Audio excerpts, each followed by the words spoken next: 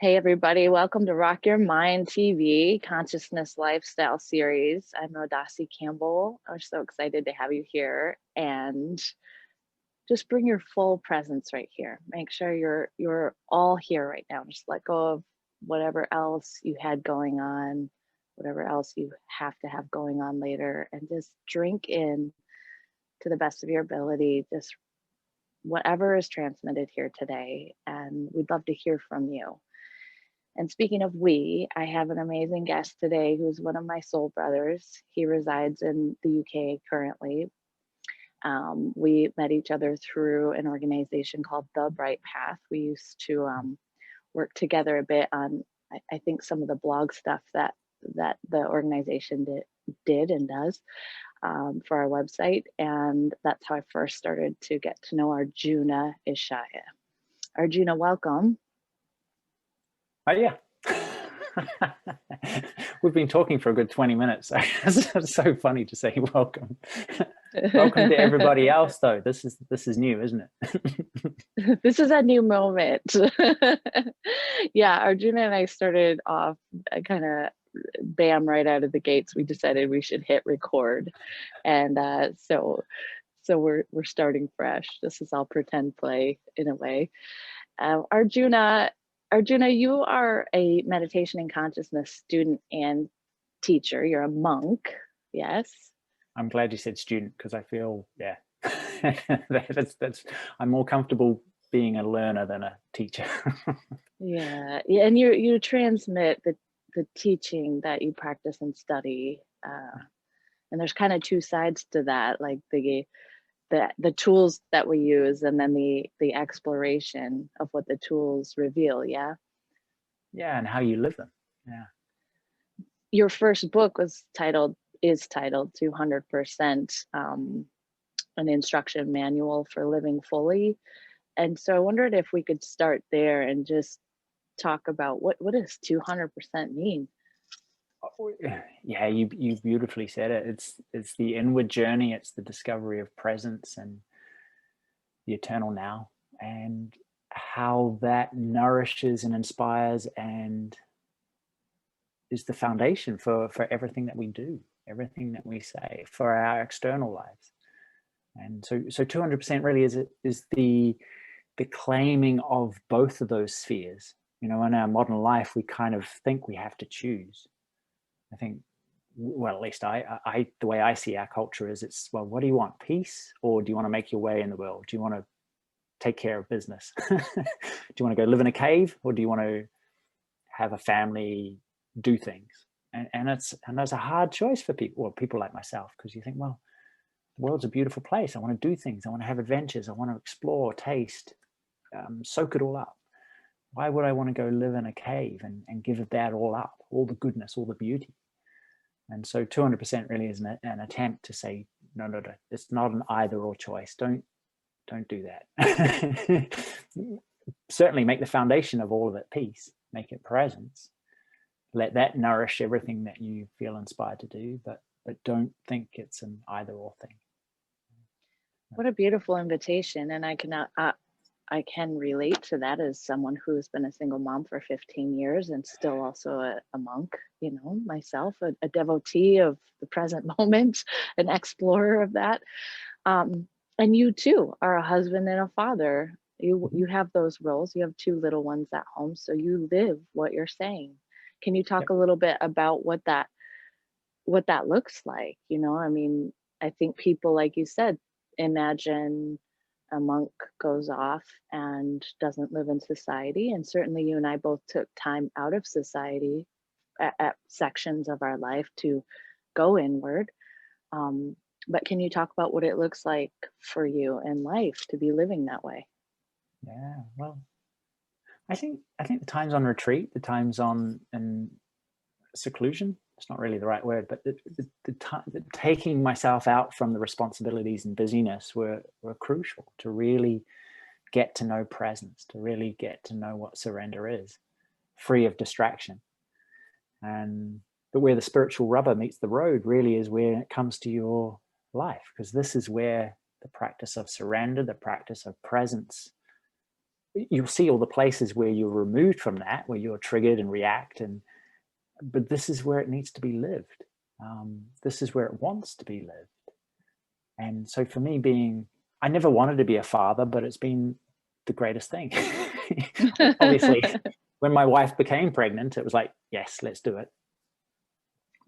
We had a good discussion beforehand, so it wasn't unplanned or anything.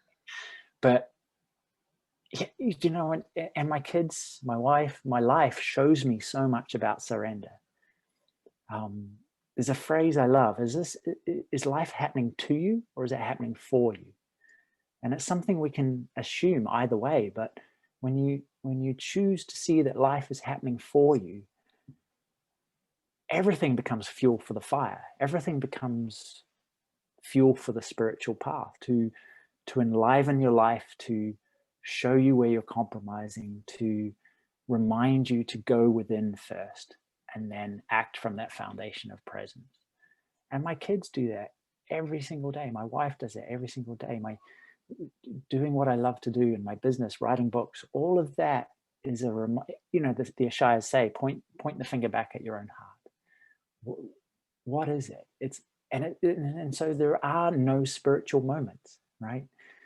I used to divide my day up into, this is the spiritual, profound worship part of my day, and this is paying the bills and cooking dinner. But no, it's every single moment. And I strongly believe there's a force greater than us that wants us to wake up, and it will do whatever it takes to remind us, to provoke us, to inspire us, to make the most of each and every moment, to not make our spiritual path when we go away, or not make our spiritual path look any particular way, because it is looking after us in a very real way. And you just have to go, okay, I'm in, I'm all in, and treat everything as fuel for the fire, everything as a reminder, everything as an inspiration.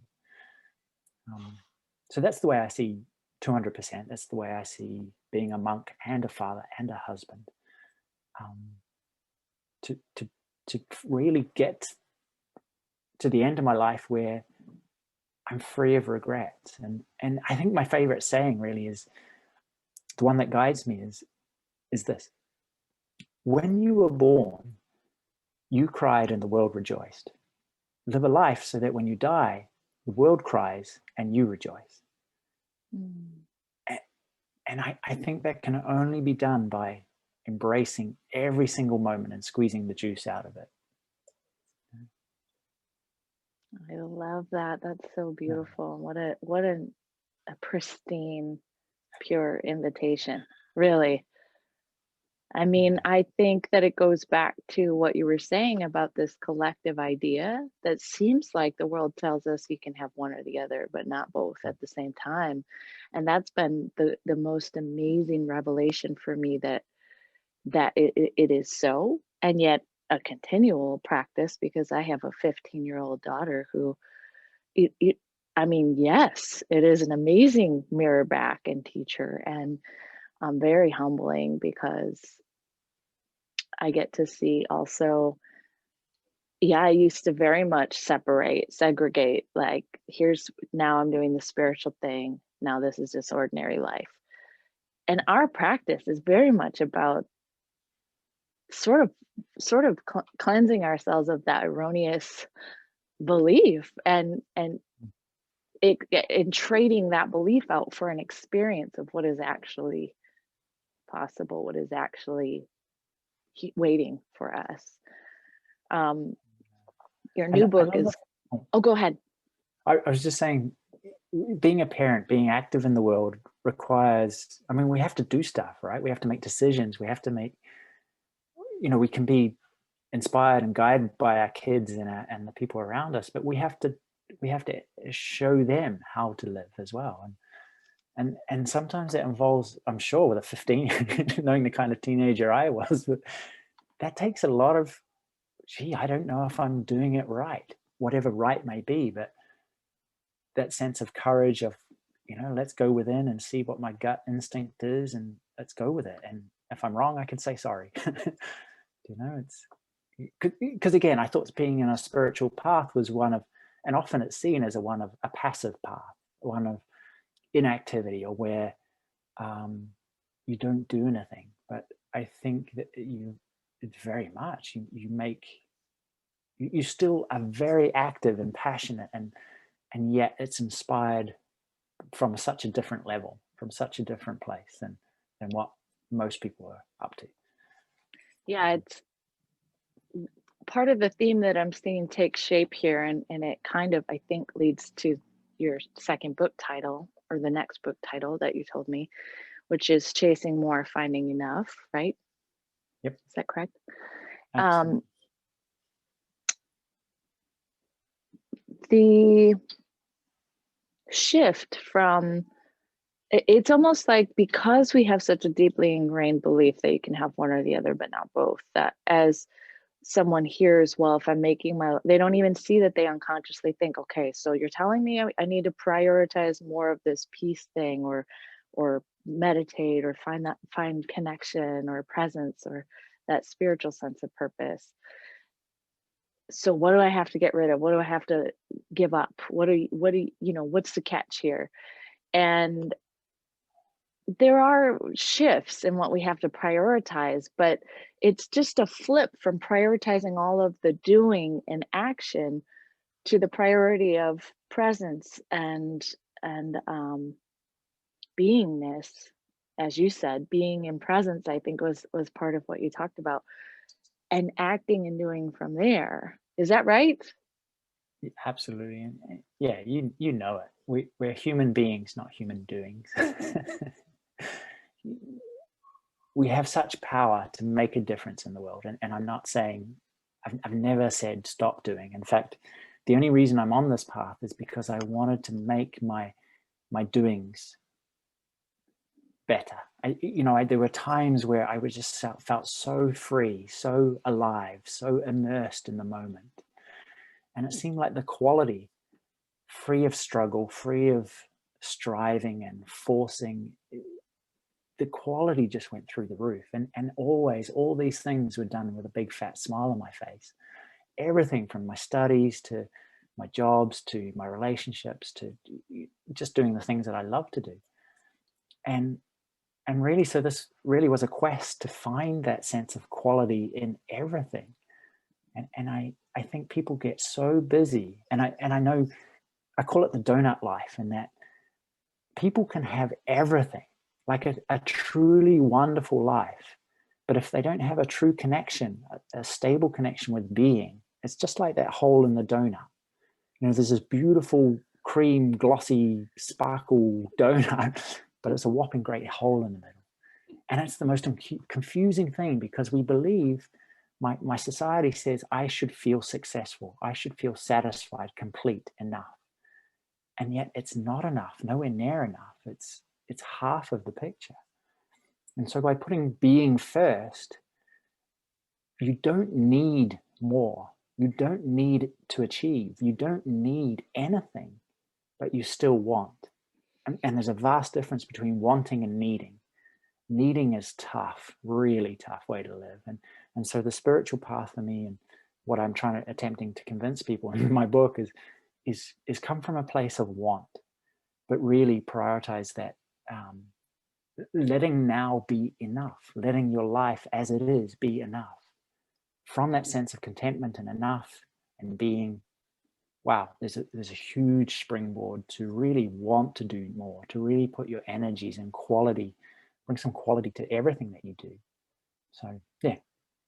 That's powerful, because I think that sometimes people will feel that if they just effort more, or try another thing, then they're going to connect to that true want, that true desire. And then, all of the mental health issues we're seeing, all of the various symptoms of that disconnect, if you will, and just sit still for a moment. And a lot of times what I find is people are afraid that if they sit still for a moment, they won't be worthy. They're not worth anything. Number one. Number two, they're afraid that they're going to see all the stuff that they've been afraid to look at. Like there's this giant pile of terrible, gooey gucky stuff that they're going to have to deal with and look at and be with. And while there's some degree of that that I've found is true, mostly what is there is everything, you know, we've been looking for. And I really want to know from you, especially right now, Arjuna, and you've been so steady at putting yourself out there on Facebook, Arjuna Ishaya on Facebook, by the way, go follow him. Just sharing the transmission of not the concept of what we're talking about, but the actual transmission of the living experience of it, and encouraging people to just stop for a moment and recognize it's already here. Yes? Absolutely. Yeah. I've got a little notepad, and it just reminds me of, I guess my mission is really to remind people of who they already are. And you're dead right. It's just that when we're so busy, when we're exhausted, when we're chasing constantly, feeling like we're not enough because we haven't ticked off our to-do list, because we let ourselves down again, because we yelled at the kids or kicked the cat, or, you know, drank too much again, or whatever it is that we kind of fall back into. That spark is always there, and really my mission is just to kindle that, is to convince people that stop, it's all right here. You know, sure, there's some sharp bits that you've developed, there's some funky programming, but really the way out of all of that is to bring yourself back to your sense of being, which you always have and which is always enough. No matter what you do or what you don't do, you are purity. You just have to remember that and be guided by it and inspired by it. But that's where life comes alive, is when we stop chasing some sort of spiritual mountain, some sort of finish line, some sort of, I will know when I get there. And instead, you know, Lao Tzu said a journey of 1,000 miles starts with a single step. And for me, it's not about the top of the mountain, but it's about the single step that we find ourselves on, about to do, in front of us. That's very difficult, I think, for people initially to trust. It sure has been for me. I haven't completely, it still exists in me, that the go-to or the belief or the habit that, you know, being right here is enough and the answer will come forward. And this step right here, I don't have to have, and in fact, I never can see the full picture. I think I have the plan and the organizational pieces, and I have I know what the end result is going to be, and almost nothing ever goes down the way that I think it's going to. And that's a relief. But I'm just saying, especially like, okay, here in a world where everything is very uncertain and changing in a way that it hasn't been for some time, I think, with this pandemic, I mean. And then I've got, you know, like, for example, my daughter turning 15 and just turned 15. And there's so many things are moving around and shifting and changing. It's like the option is try to control more or let go and be curious and be okay with not knowing. So I wondered if you could speak about that. I mean, for me, it's a real trust sometimes to go, oh, I don't have to know. I don't have to know how to raise a 15-year-old, you know, along with a almost 5-year-old. I don't have to know how to do this. What? You know, can you just talk about that? Yeah. I was talking to someone today, and I used the term narrow your horizons. You know, and we're constantly being told, dream big, broaden horizons, seek new experiences. And all of that is incredibly powerful and growthful and exciting and adventure, and, you know, great. But I think the way to cope with uncertainty is to narrow your horizons, is to focus on what you can do right here, right now, what you do know right here, right now. And so many of us give up a certain now to think about an uncertain future. You know, we totally throw away what we know for real for a dream, a maybe, a what if, a possibility. Now, I think it's important to have plans and goals, but we dwell on them, we live there. We're always there. We put ourselves under so much pressure to, as you say, understand every step of the way. But I think it's enough to know where you'd like to be. And then in that, what can I do now to move myself closer?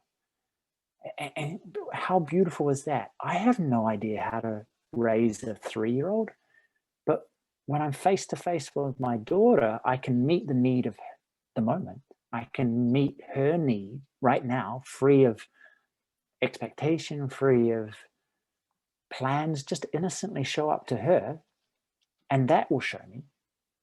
But and you're right, it takes trust, because it takes trust. But the more you do it, the more you see, if I let go now, just now, if I trust now that I surrender and my future turns out okay, actually, it feels good because my shoulders drop and my belly relaxes. But you know what? I can just tune in and really do what's required of me, rather than try and work out 50 chess moves in front, and just keep reminding yourself of what you'd like, but bring it all back, roll it all back.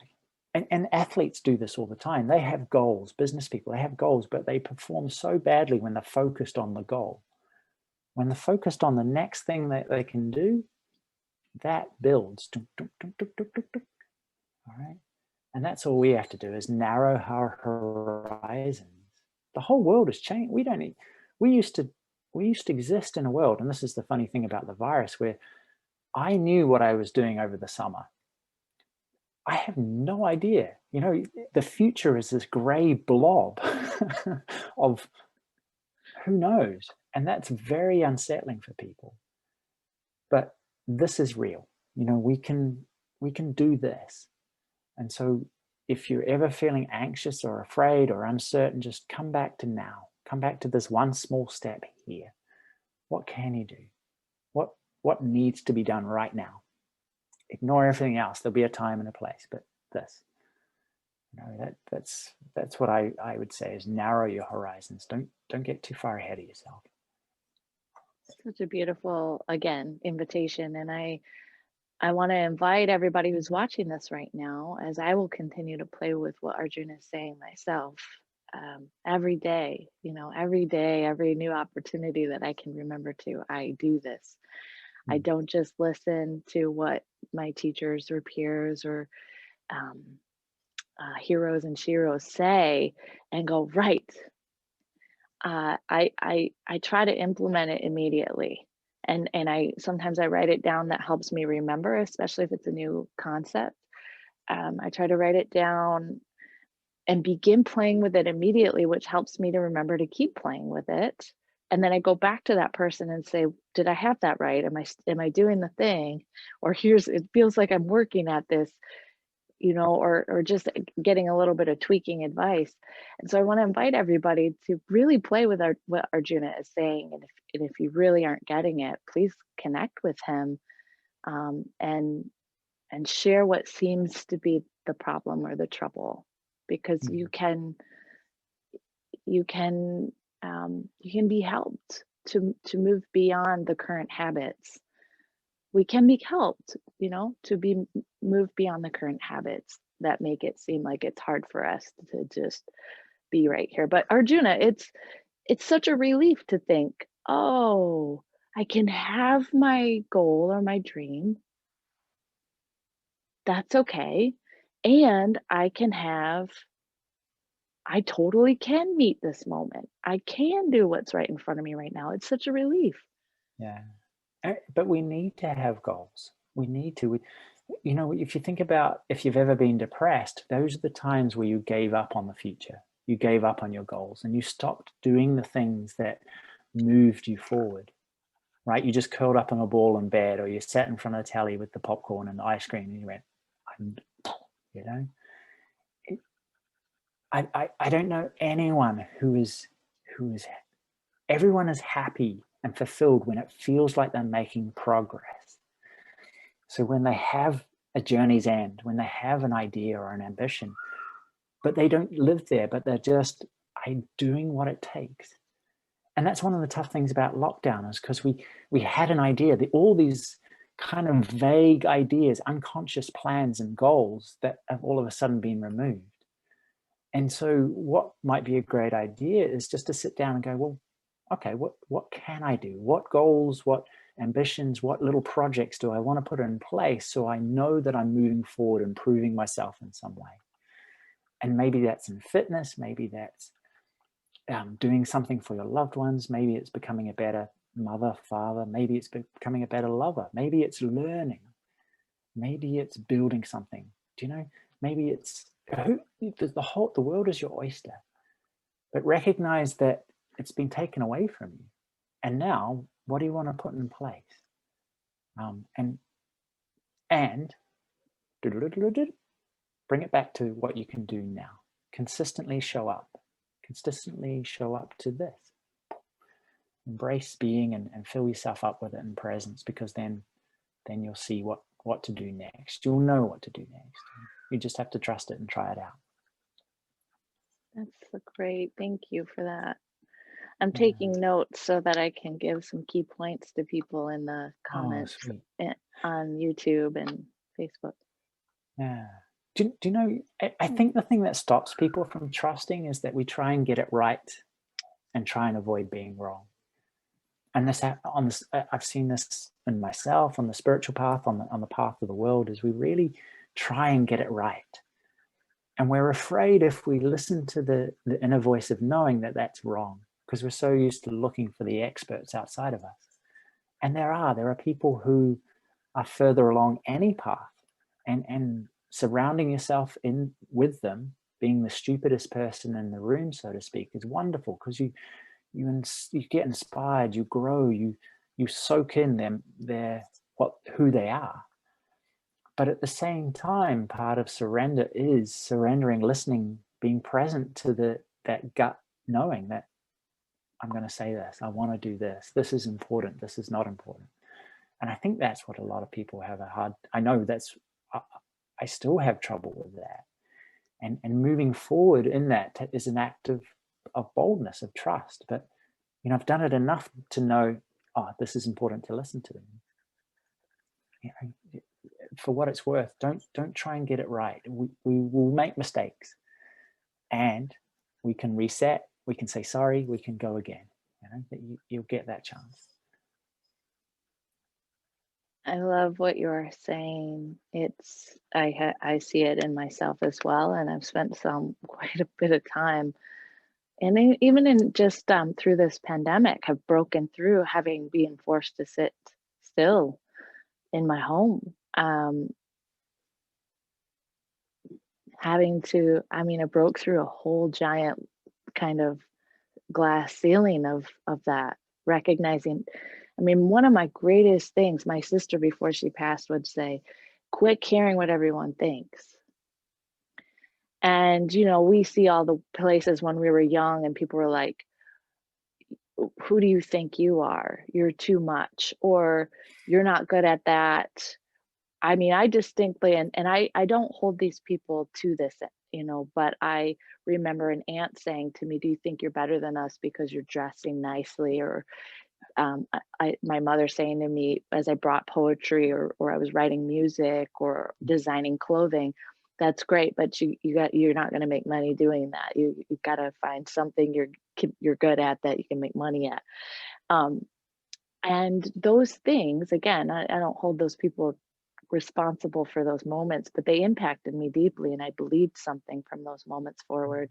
And a lot of that busted open, being forced to sit still and see. It goes back to what you were saying, seeing, this is my gut, and my impulse is to express and create. My impulse is to whatever, and I've had such a habit of going, nope, that's not going to get you anywhere. Nope, that's not going to get you anywhere. Nope. And so I see it as a habit. I see what you're saying, like the trying to get it right, the desperate trying to get it right or avoid getting it wrong, or these other things that have kept us from if I am fully present, it's easy for me to allow this to be expressed the way that it genuinely wants to be expressed, whether that's in a drawing or painting or written word, or looking into my child's eyes and being like, oh, and I had a big epiphany with my 15-year-old with this recently. She's been telling me for years that the public education system isn't working for her. And it took all of this for me to finally go, it really isn't. So what, and talking with a peer of ours to begin to ask her questions. Well, then what would you like? Trusting her intuition, trusting that she knows. That blew my mind.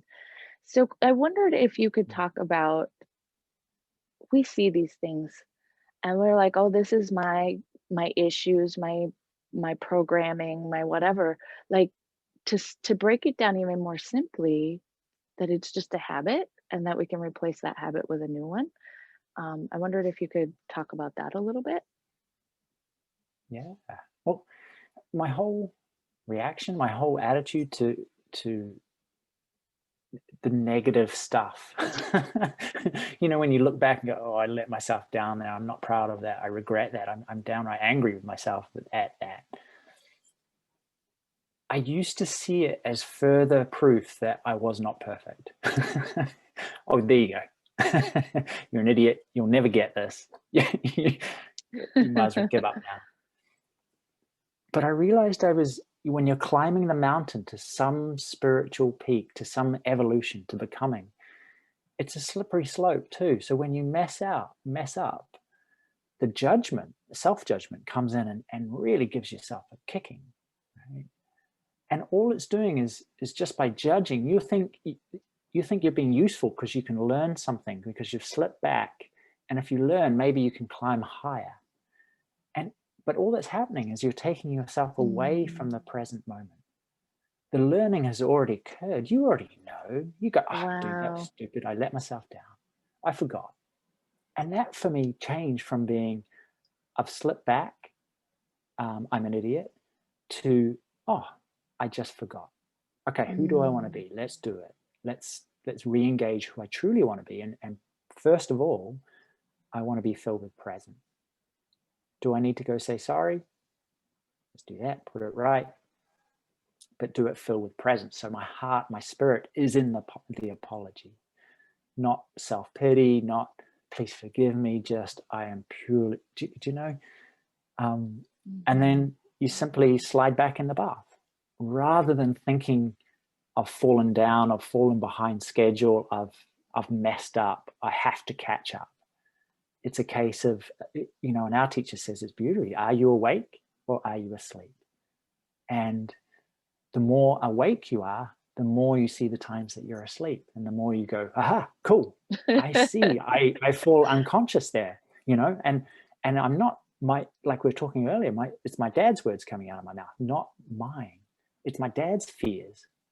It's probably his great grandfather's fears that has come through, and wow, I'm in this awakeness, I'm going to do something different. And so I think there is no finish line. There is no point of perfection. There is just continual expansion and showing you where you can be more awake. And that's the way I now see it as a spiritual seeker versus a spiritual bather. That's a spiritual, you're either in the bath or you're not, right? That's the way I love that, Arjuna. Yeah. I love, it takes all the pressure off, right? Yeah, it does. And I think for a moment in time, it takes people kind of, again, breaking through a new layer of trust to go, I don't have to manage my spiritual journey towards this what you call the spiritual mountaintop. Can I trust that it's all more than enough right now if I, like you said, slide back in the bath, which I believe you're saying is coming fully present, bringing your full presence to this moment. Yeah. Absolutely. Yeah. Do you have oh, go ahead. I was just saying, it does take trust, but the fact is, any spiritual path, any spiritual practice at its core, it needs to be presence. It needs to be letting now be enough and fully immersing yourself in the presence of now. And that's it. You can't be fully immersed in now. You can't be filled with presence and want to make now different. It just doesn't work. You're not filled with presence. So it is not a case of achieving something. It's stepping into enough and fulfillment so that there's nothing left to do. And the mind will look and go, okay, it feels irresponsible. I need to keep my hands on the driving wheel here, but there's a bigger force at play. There's a bigger force that's driving. The one small step that we look after is filling ourselves up with presence when we're forgotten, and which makes everything easy.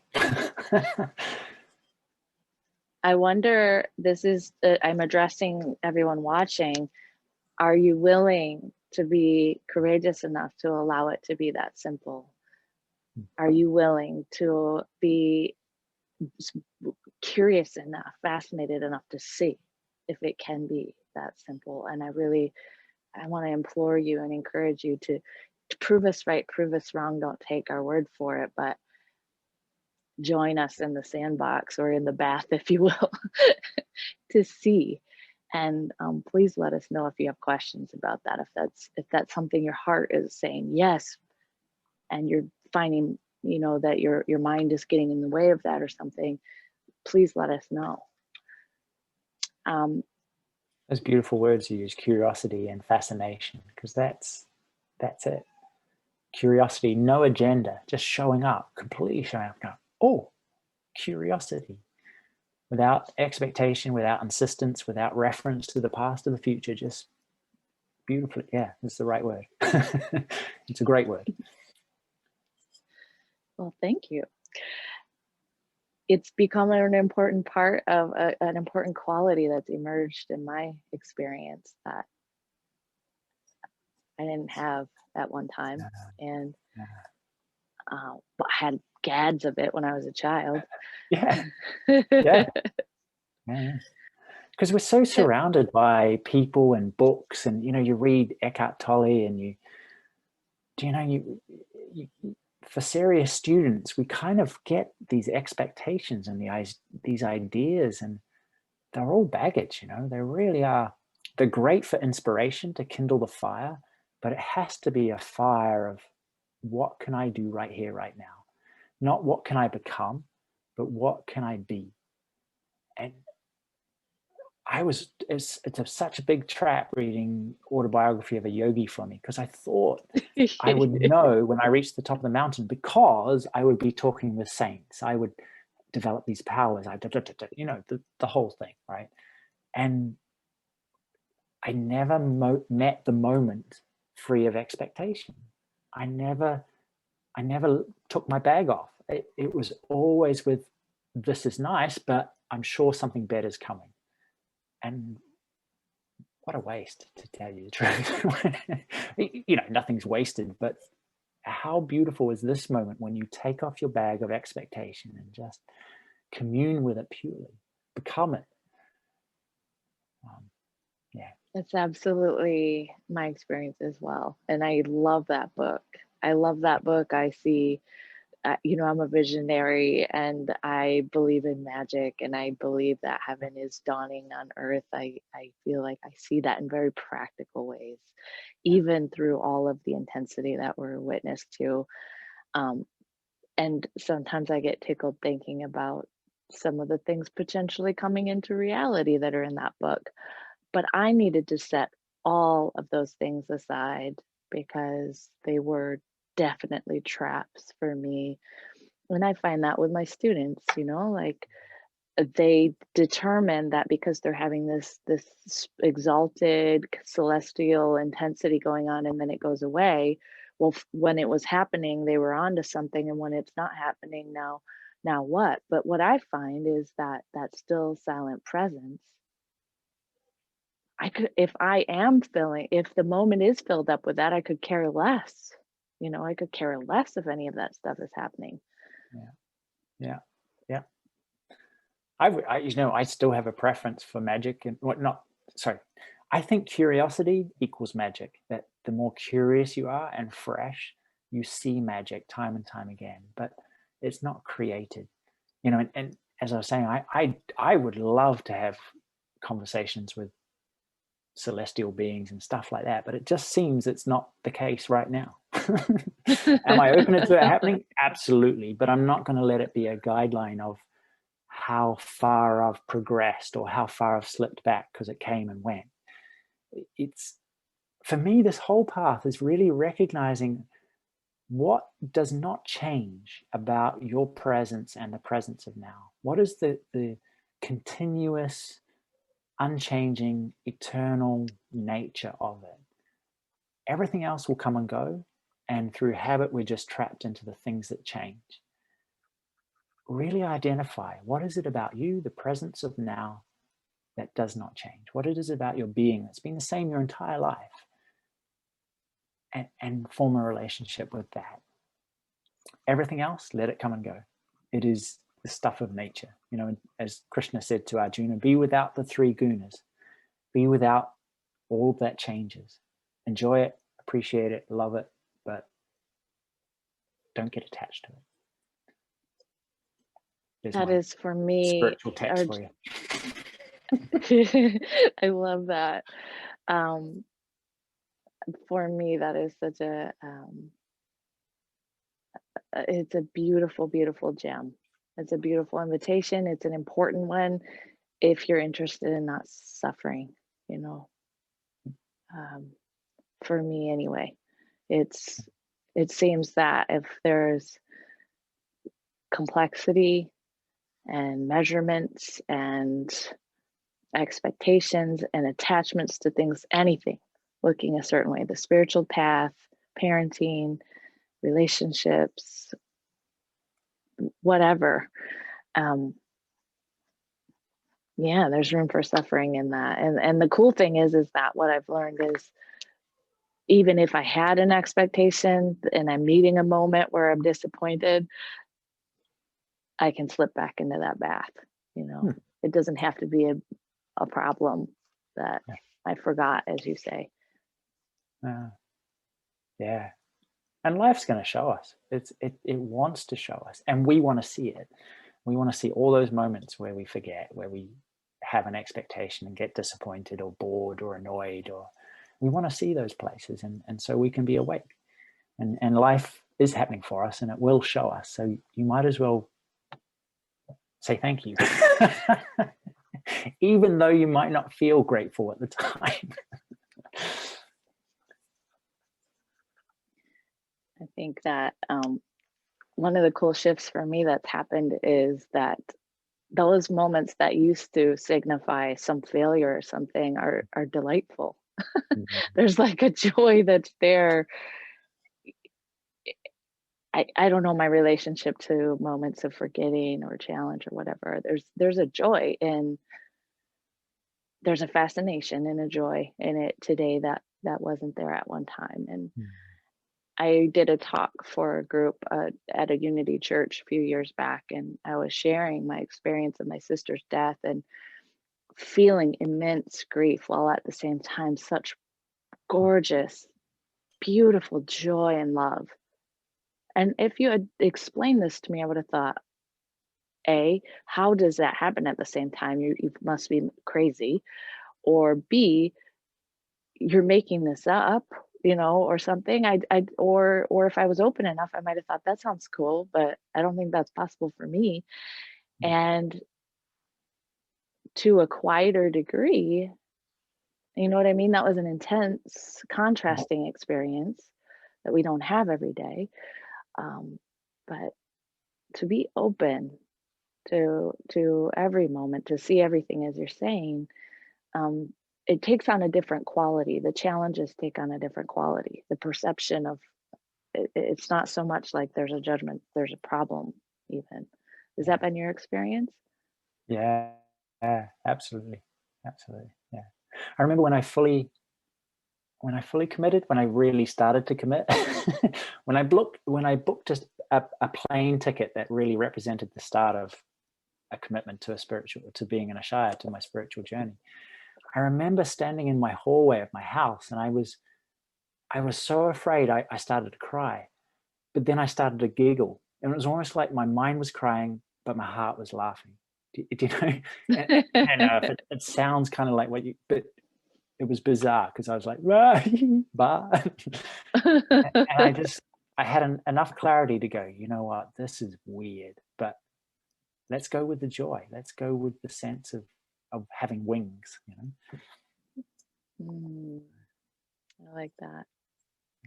We're closing in on our time together, and I just wonder if you have any major, you've given a lot of gold nuggets here, like, and it's very simple, and I'm glad that you keep repeating the simplicity.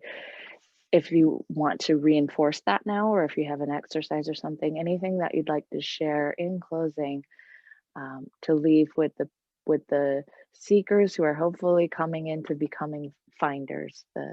Like, what did you say earlier, Arjuna, from going from a spiritual seeker to a spiritual bather? I like that. Yeah. Get naked and get in the bath. I don't know if the Lakota Sioux actually said this, but there's a phrase, it goes, "Today is a good day to die." And I don't mean, you know, especially with COVID, there's a lot of people dying, and I don't mean to belittle that. But what I'm saying is that what it means to me is that if I knew today was my last day on earth, I would live it. I would fully squeeze the life out of it. The little stuff, you know, it wouldn't even cross my mind. It would be like, I want to put my full attention on the beauty, the right, the goodness, the things that I can do, the things that I enjoy, the things that I love. And I know you can't do that every single day. You know, people say, do what you love. And that's such good advice, but love what you do. And if today was the last day on earth, that's what you do. You just immerse yourself in each and every moment. Make every moment stretch. Expectations, insistences, shoulds, you chuck them out the window. You just be curious and excited and wanting to engage. And so I think if that's any advice, any motto or creed, is just make today a great day to die. As appalling as that sounds, it's such a beautiful invitation to really make the most of that, because, you know, I've had so many people die in my life, and every time it's been a reminder to be like, okay, life is short. It's very precious. I can hold back here, or I can just jump in, boots and all, and make the most of it. So yeah, that's what I would say last of all. Thank you. Arjuna, when can we expect the book to be published, or when can we be looking for Chasing More, Finding Enough, do you think? Oh, well, I don't know. I found a publisher. Someone wants to, like, a proper publisher. So I'm very excited about that. So yeah, I'm just doing the final edits, and then anyone who's involved in any creative project will know that they have their life of their own, right? And so, you know, I'm showing up, I'm doing what I can, but really with the whole sense of surrender. You know, in terms of my goal, I know it will be published. I know it'll get out to people, but I'm just doing what I can do, which is, yeah, finish the edits. I get that. I understand. And yeah, your book. So we'll just, yes, yes, I wrote a book. I just did some edits and a second edition. But yeah, I mean, I am just Arjuna gives so much away on Facebook. I mean, just pours out practical and a very high vibrational invitation to be present, really, and in so much practical advice therein, from your own life experience, and I just love it. So again, Arjuna Ishaya, and I'll put the spelling and everything in the notes. Is there any other way people can connect with you, or is that the best way? Either on Facebook or Instagram. I'm on there too, or send me an email, arjuna@thebrightpath.com. Okay, great. And then also, if you can't wait for Chasing More, Finding Enough, you can purchase 200% on Amazon currently, right? Yep. Yeah. And I'll put the connection, I'll put the link to that in the notes as well. Oh, thank you so much. Thank you for your time away from your family to share this with us. I know that it's your passion and your purpose. And please give my love to your wife and enjoy the rest of your evening. Arjuna, thank you so much. Oh, thank you, Rodasi. You're amazing. Thank you. So much love. All right, everybody. Thank you for your time and attention here with Rock Your Mind TV Consciousness Lifestyle Series. And please go like and connect with Arjuna on Facebook and just stay connected with us. Let us know what was confusing, what made sense, what you want more of in the comments. And let's keep playing in this sandbox. If you really enjoyed this today, keep coming back, subscribe to the channel. And if you'd like to be one of our Patreons on the Rock Your Mind channel, you can go to Patreon, and that will also be in the comments. So thanks so much, everybody. Have a great present moment, and we'll see you soon.